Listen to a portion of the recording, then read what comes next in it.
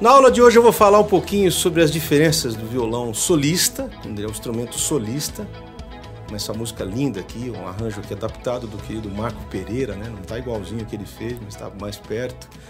E o violão quando acompanha você, quando ele é um instrumento de acompanhamento. Fica comigo até o final. Toda vez que você vai solar em qualquer instrumento harmônico, como é o caso do violão, piano, acordeão, qualquer instrumento harmônico, você tem que lembrar o seguinte: a nota da melodia tem que ser a nota mais aguda do que você está tocando. Dá prioridade para ela, não é que é regra. Às vezes a melodia pode estar no meio e notas mais agudas circundando ela, dependendo do instrumento, né? Você vê muito concerto de piano em que a melodia está aqui no grave. No próprio violão, né? O Toquinho costumava tocar, por exemplo, o Asa Branca, vou tocar daqui a pouquinho para você ver, usando o baixo como melodia, né? Então, mas via de regra, a nota mais aguda é sempre a melodia, beleza? Por exemplo, o hino nacional americano, que tem uma melodia bonita, né?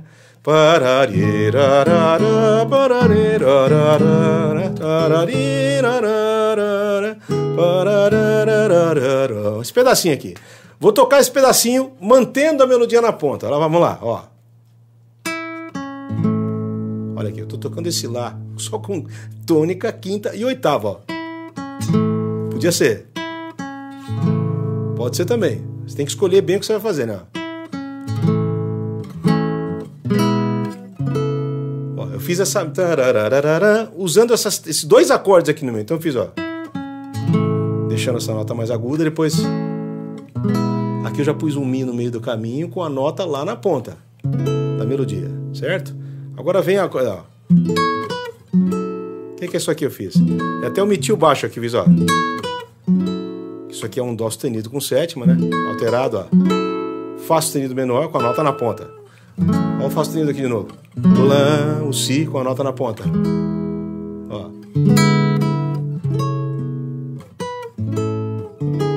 Percebeu?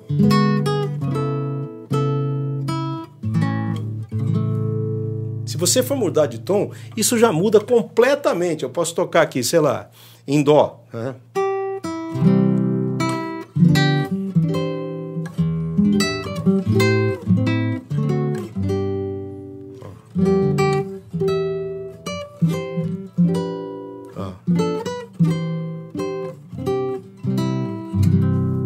Já mudou o jeito de construir o acorde. Então, como você tem toda a limitação do violão em termos de omitir nota para soar outra nota, você tem que pensar nisso muito bem para não perder o sentido do acorde que você está usando, da harmonia que você está usando. Por exemplo, no caso do Dó. É praticamente um arpejo de Dó, essa primeira melodia, essa primeira parte melódica do hino, né? Se você quiser tocar tudo isso parado, também dá. É um arpejo. Mas aqui eu fiz isso aqui, ó. Eu já pus um Sol no meio do caminho. Então esse Sol, a melodia tem que dar na ponta. E fui subindo baixo ao mesmo tempo. Entendeu? No caso do Lá, quase a mesma coisa. Entendeu? Então essa coisa de deixar a melodia na ponta é muito importante. Sempre. Denunciar a melodia como nota mais aguda do acorde.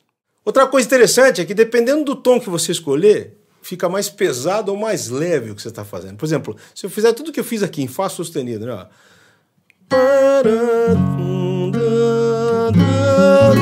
eu tô tendo mais grave no instrumento, tô usando mais a região grave, né? Então, ó.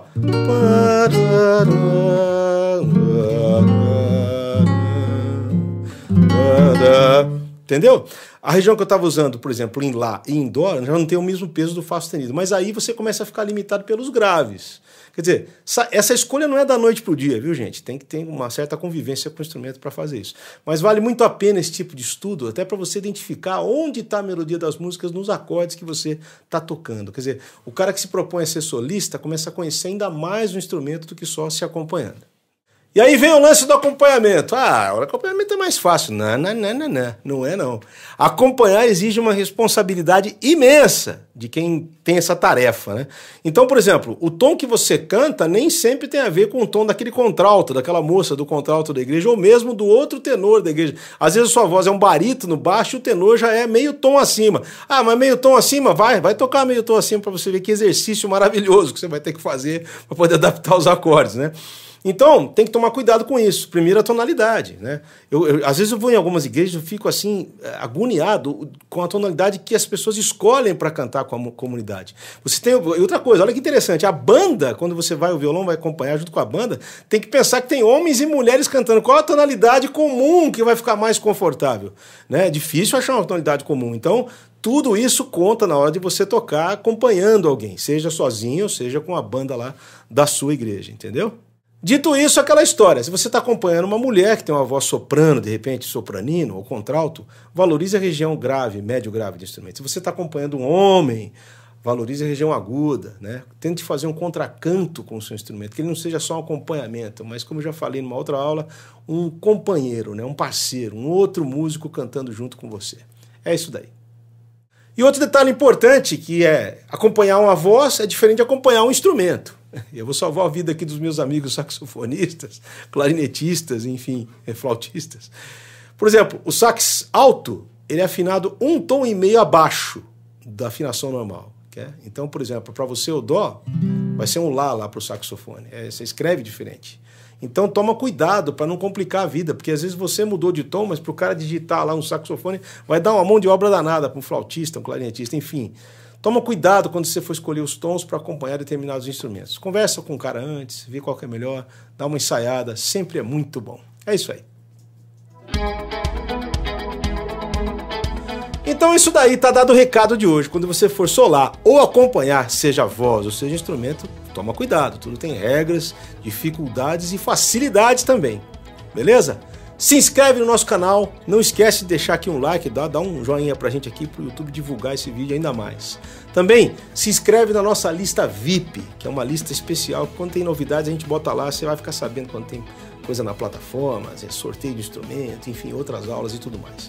É isso aí, um beijão, valeu!